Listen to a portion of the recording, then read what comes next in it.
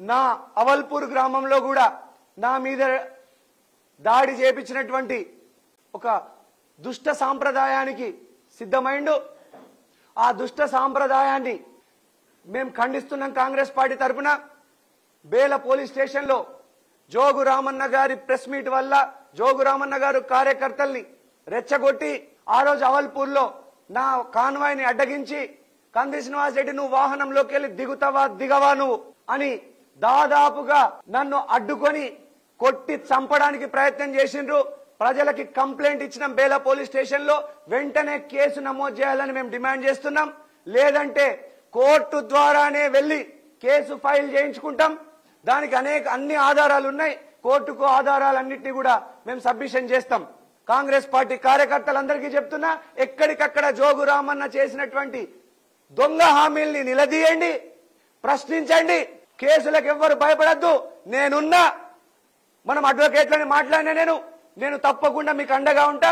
శిక్షా కాలనీల Shivshankar సొసైటీల municipal park కోసం వదిలిపెట్టిన స్థలంతో 8 ప్లాట్లని బరి తెగించి అక్రమంగా డోర్ నంబర్లు కేటాయించుకొని కోట్లాది రూపాయల విలువైనటువంటి ప్రాపర్టీని ఆక్రమించుకోవడం, రిజిస్ట్రేషన్లు చేసుకోవడం మీది నీ బినామీల పని కాదా? అధికార పార్టీకి చెందినటువంటి ఆ కౌన్సిలర్ల అక్రమాల వెనుకల జోగు రామన్ననే ఉన్నాడు. జోగు రామన్న హస్తం లేకపోతే రెడ్ హ్యాండెడ్ గా దొరికిపోయినటువంటి దొంగల్ని కొత్త మున్సిపల్ చట్టం ప్రకారం ఆ కౌన్సిలర్లని పదవి నుంచి ఎందుకు తొలగించలేదు జోగు రామన్న?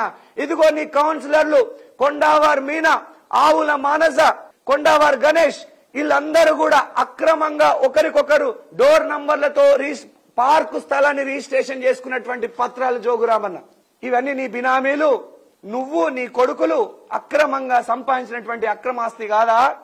నువ్వు ఏ ప్లాట్లు ఎప్పుడెప్పుడు మీ కౌన్సిలర్లు దౌర్జన్యంగా ఆక్రమించుకొని వాళ్ళ పేర్లన్నీ ఈ సేల్ డీడ్ లో స్పష్టంగా ఉన్నాయి. నీ బినామీల భాగోతం. నువ్వు లంచం తీసుకున్న దొంగ అని ప్రమాణం చేయడానికి మేము సిద్ధంగా ఉన్నాము.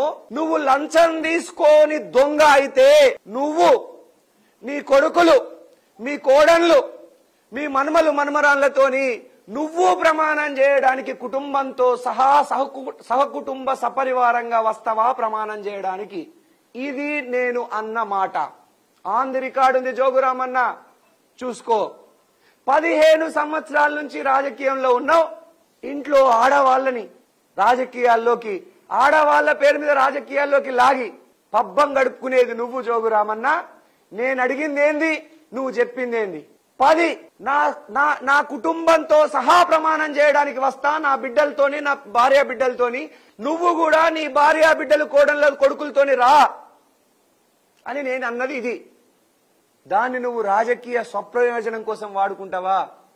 ఎంత నీచానికి దిగజారినవు జోగు రామన్న. కంది శ్రీనివాస్ రెడ్డికి ప్లాట్లున్నాయి.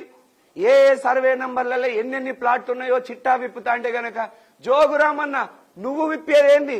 నా ఇంటికి రా, నేనే నాకు ఎక్కడెక్కడ ఆస్తులున్నాయో బరాబర్ నీకు చూపిస్తా.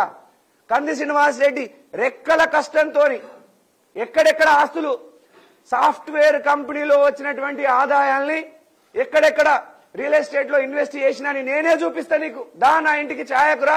కంది శ్రీనివాస్ రెడ్డికి హైదరాబాద్ లో ఎక్కడెక్కడ ఆస్తులున్నాయో, కంది శ్రీనివాస్ రెడ్డికి బెంగళూరులో ఎక్కడ ఆస్తులున్నాయో, కంది శ్రీనివాస్ రెడ్డి సాఫ్ట్వేర్ కంపెనీ రెక్కల కష్టం మీద, సొంత కష్టం మీద సంపాదించుకున్నటువంటి ఆస్తులు ఎక్కడెక్కడ నేనే నీకు చూపిస్తా.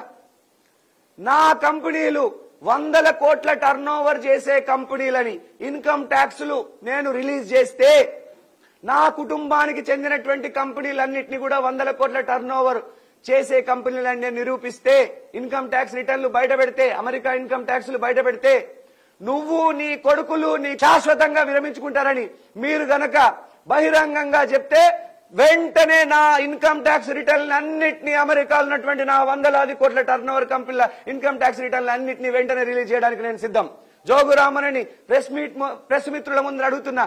ఎమ్మెల్యే జోగు రామన్న గారు వెంటనే కంది శ్రీనివాస్ రెడ్డి కంపెనీలు ఇన్కమ్ ట్యాక్సుల్ని రిలీజ్ చేస్తే, 100 కోట్ల టర్న్ ఓవర్ చేసే కంపెనీల ఇన్కమ్ ట్యాక్స్ రిలీజ్ చేస్తే రాజకీయాల నుంచి శాశ్వతంగా తప్పుకుంటా అని బహిరంగంగా చెప్తే వెంటనే నేను నా అమెరికాలో ఉన్నటువంటి కంపెనీల ఇన్కమ్ ట్యాక్స్ రిలీజ్ చేయడానికి నేను వెంటనే సిద్ధంగా ఉన్నాం.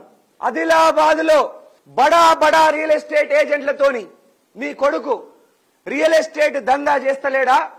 బినామీ పేర్లతోని వందలాది ఎకరల్లో ఉన్నటువంటి వెంచర్లన్నిట్లలో జోగు రామన్న కొడుకుకి జోగు రామన్నకి భాగస్వామ్యం లేదా? ఇక్కడి ప్రజలే చెప్తున్నారు, జోగు రామన్న కొడుకు చేసేది రాజకీయాలు కాదు, వాళ్ళు చేసేది అవినీతి దందా, రియల్ ఎస్టేట్ దందా. ఇవన్నీ సిట్టింగ్ జడ్జితో విచారణ, ఎంక్వైరీ కమిషన్ విచారణలో తేలుతాయి. వెంటనే విచారణ కమిషన్ వేయమని నేను జోగు రామన్నని సవాల్ విసురుతున్నా. ఇప్పుడు సత్యసాయి ట్రస్ట్ భూముల్ని 100 కోట్లకు నువ్వు పాయల్ శంకరు ఇద్దరు కలిసి సరా 50% చొప్పున కబ్జా పెట్టింది నిజం కాదా? ఇది ఆదిలాబాద్ ప్రజలు అడుగుతున్న ప్రశ్న. చెప్పు.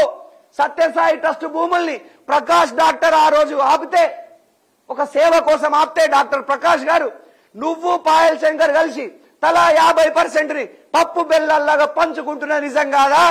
ప్రజలకు చెప్పు సమాధానం. నేను ఎంత ఎత్తుకెదిగినా 100 కోట్ల టర్నోవర్ల కంపెనీలు నడిపినా నా పేరు మీద, నా కుటుంబం పేరు మీద నేను నా జన్మభూమిని, నా కన్న తల్లిని నేను మరువలేదు. నా సంపాదించింది చాలు.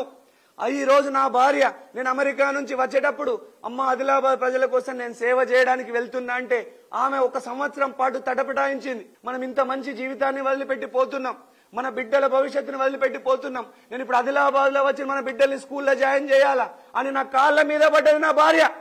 నా కాళ్ళ మీద పడి ఏడ్చింది నా భార్య.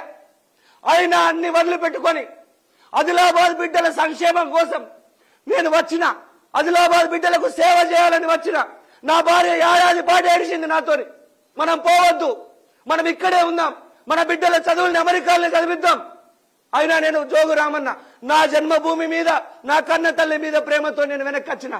కంది శ్రీనివాస్ రెడ్డికి పైసలు అక్కర్లేదు, కంది శ్రీనివాస్ రెడ్డికి పదవులు అక్కర్లేదు.